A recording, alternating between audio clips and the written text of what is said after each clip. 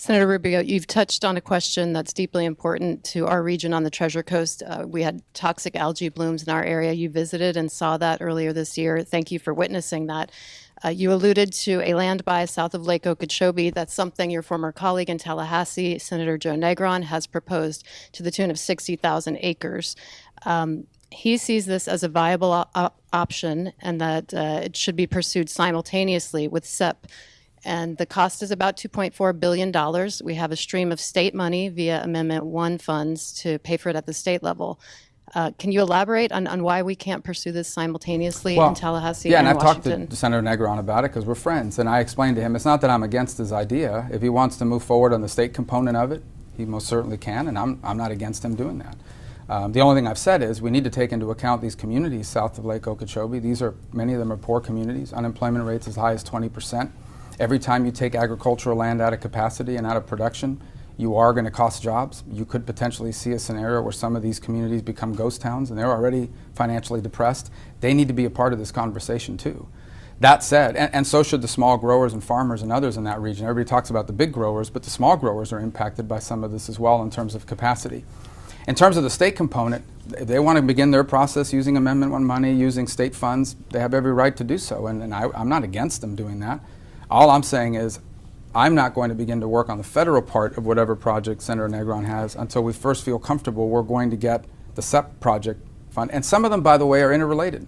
There are components of SEP that could very well be complementary to or even overlap with some of the stuff that Senator Negron is talking about, so there's no conflict on those.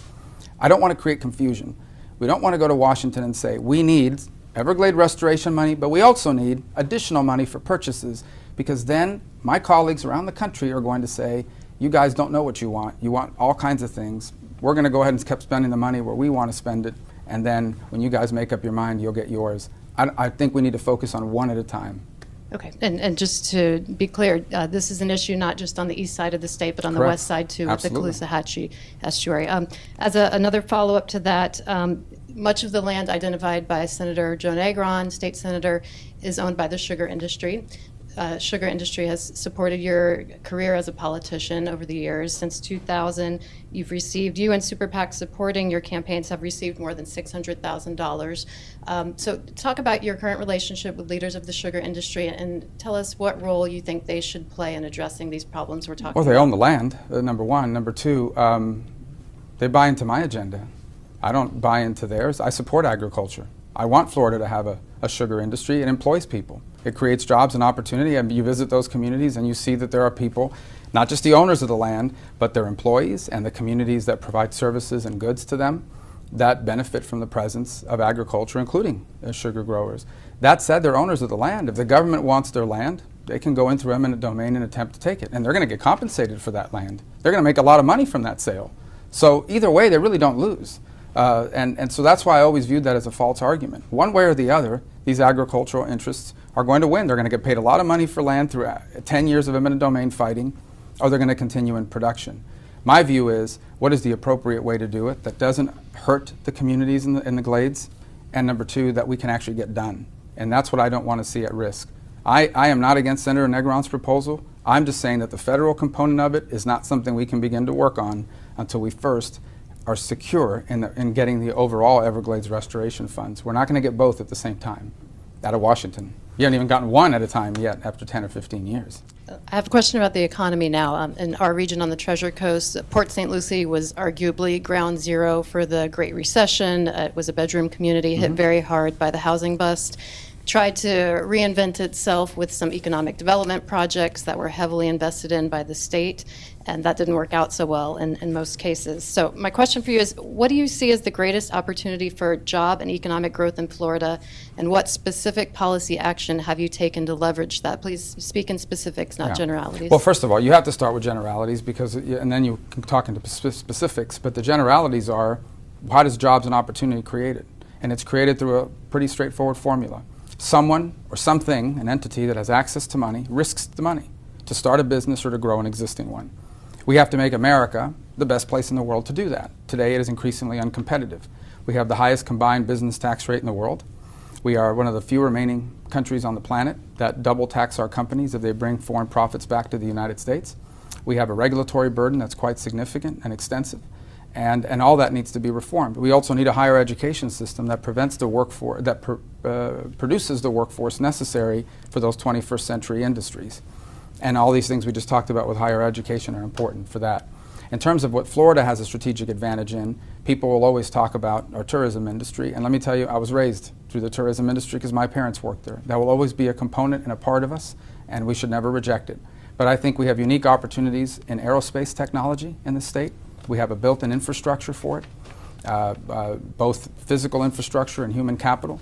And I would want to see Florida continue to be a leader, not just in the space program, but in the aerospace program, in the defense contracting industry, in all sorts of the spin-off innovations that come about as a result of the space program and aerospace industry.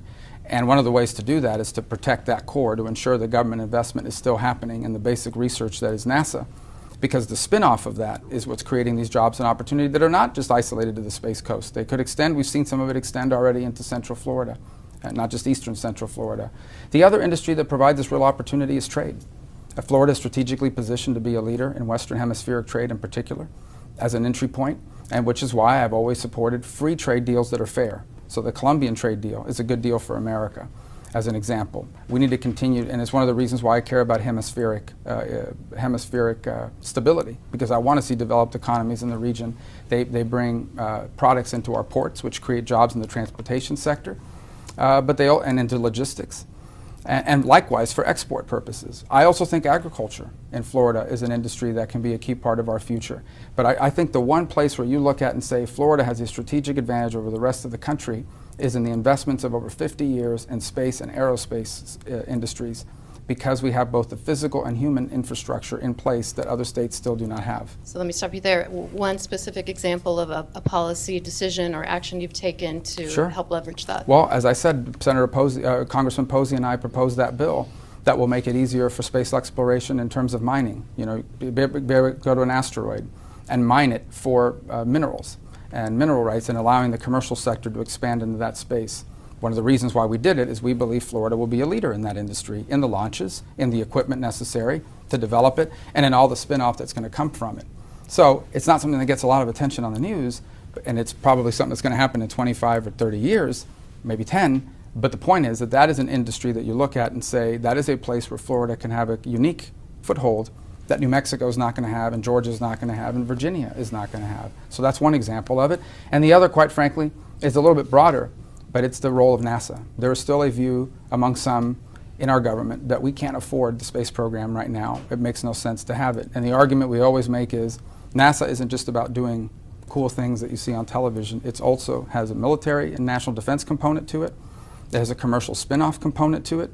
And then the argument that great nations do great things. The leading exploration nations on Earth have always been the leading nations on Earth throughout the history of mankind. Thank you.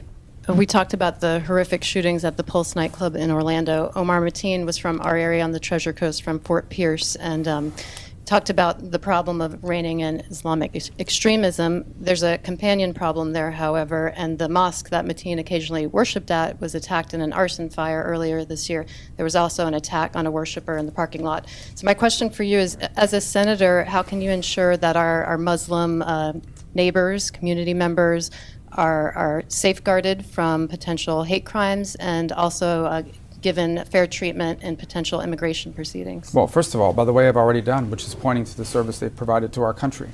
I think it was at the last presidential debate on CNN that I pointed to the fact that anyone who had any doubt should travel to Arlington National Cemetery.